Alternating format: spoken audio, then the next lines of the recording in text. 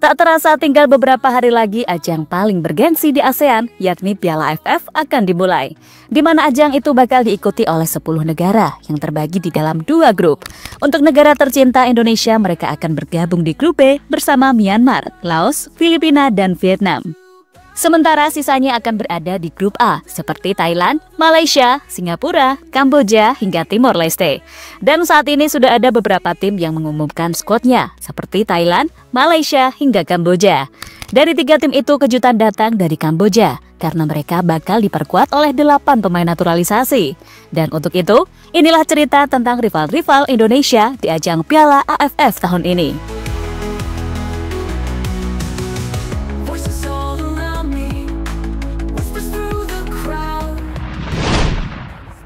Ya, seperti yang kita tahu, dalam beberapa tahun terakhir ada beberapa negara ASEAN yang selalu iri kepada Indonesia.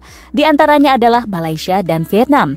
2 negara itu bakal melakukan cara apa saja demi bisa menjatuhkan timnas. Misalnya Malaysia. Akhir-akhir ini, Harimau Malaya terus berusaha melampaui Indonesia di ranking FIFA. Malaysia pastinya semakin percaya diri karena lawan yang dihadapi Indonesia adalah lawan yang sangat berat. Tapi sayang, harapan dari Malaysia gagal terjadi karena ranking Indonesia malah terus naik dan kini berada di posisi 125 dunia.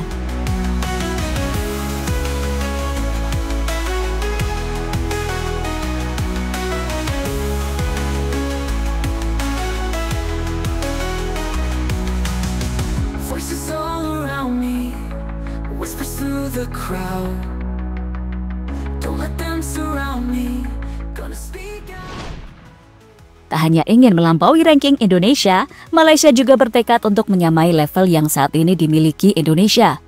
Salah satu caranya adalah menirukan kebijakan naturalisasi. Kini ada beberapa pemain naturalisasi yang memperkuat Malaysia. Bedanya, pemain naturalisasi Malaysia adalah pemain yang tidak memiliki darah keturunan sama sekali.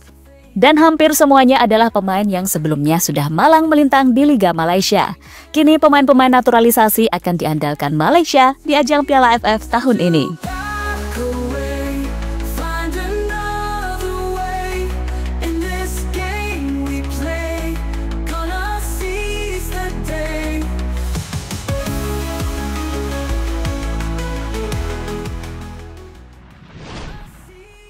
Malaysia terus sindir Indonesia. Selain berusaha mengungguli Indonesia, Malaysia selama ini juga terus menyindir timnas Garuda. Hal itu dilakukan oleh salah satu media mereka di Twitter. Hal yang paling sering dibuat sindiran adalah saat Indonesia belum pernah menjadi juara Piala AFF. Fakta inilah yang selalu menjadi senjata Malaysia untuk mengejek Indonesia. Selain itu, mereka juga menyindir kekuatan timnas yang semakin kuat karena bantuan dari pemain naturalisasi seperti contohnya Jait Ses, Tom Hei, Kelvin Verdong, hingga Marten Pas.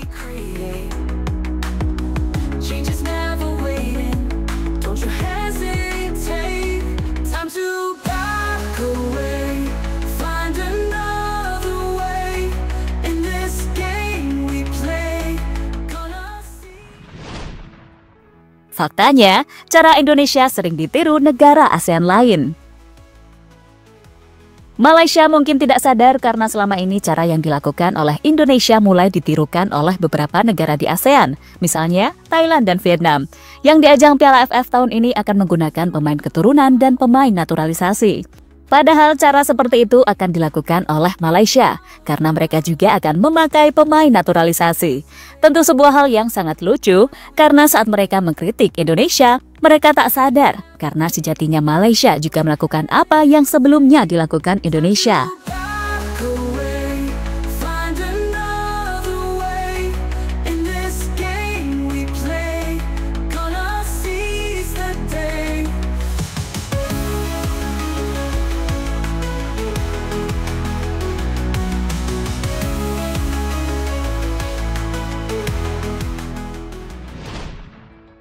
Malaysia ditertawakan timnas Kamboja. Saat Malaysia mengejek Indonesia soal pemain naturalisasi, kini Malaysia harus menerima kenyataan karena Kamboja juga ikut-ikutan menggunakan kebijakan tersebut. Di ajang Piala AFF nanti, Kamboja akan diperkuat oleh 8 pemain naturalisasi. Dari 8 pemain naturalisasi Kamboja, 3 diantaranya adalah pemain asal Jepang. Sementara sisanya ada yang berasal dari Afrika Selatan, Ghana, hingga Amerika. Dari 8 pemain tersebut cuma Nick Taylor yang memiliki darah Kamboja. Sisanya adalah pemain yang tidak memiliki darah Kamboja sama sekali. Apa yang dilakukan Kamboja sangat mirip dengan apa yang dilakukan Malaysia. Dan ini semakin menandakan jika pemain keturunan mereka di luar negeri jumlahnya sangat terbatas.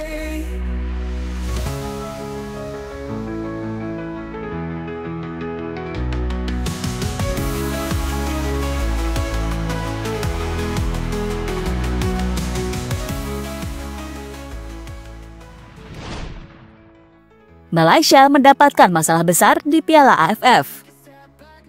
Kini, bukannya mendapatkan kabar baik, Malaysia justru mendapatkan kabar buruk. Kabar yang dimaksud adalah saat mereka tidak bisa memanggil pemain yang saat ini bermain untuk JDT. Alasannya adalah karena klub JDT tak mau melepas pemain mereka ke timnas Malaysia. Itu terjadi karena JDT masih harus berjuang di Liga Champions Asia. Itu berarti pemain seperti Arif Aiman, Matthew Davis, Corbin Ong hingga Romel Morales tidak akan ikut serta di ajang Piala AFF. Tentu sebuah kerugian besar yang dialami tim Harimau Malaya.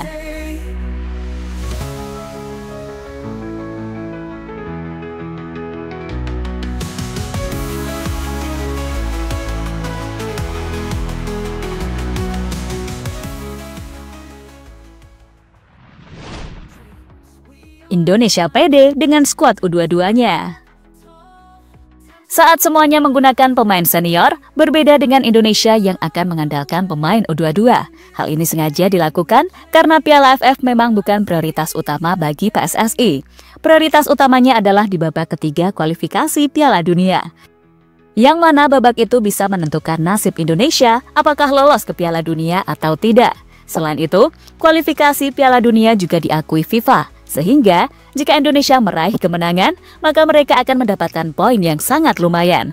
Poin yang bisa mendongkrak ranking timnas untuk berada di posisi yang lebih baik, sekaligus mencapai target, yakni berada di ranking 100 besar FIFA.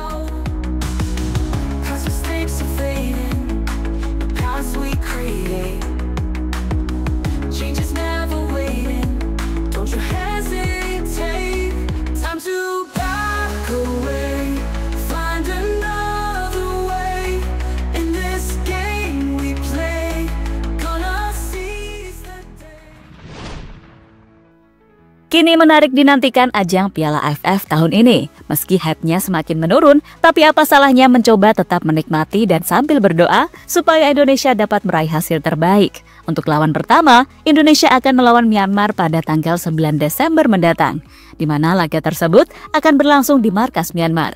Jadi itulah cerita tentang tim rival Indonesia di ajang Piala AFF tahun ini.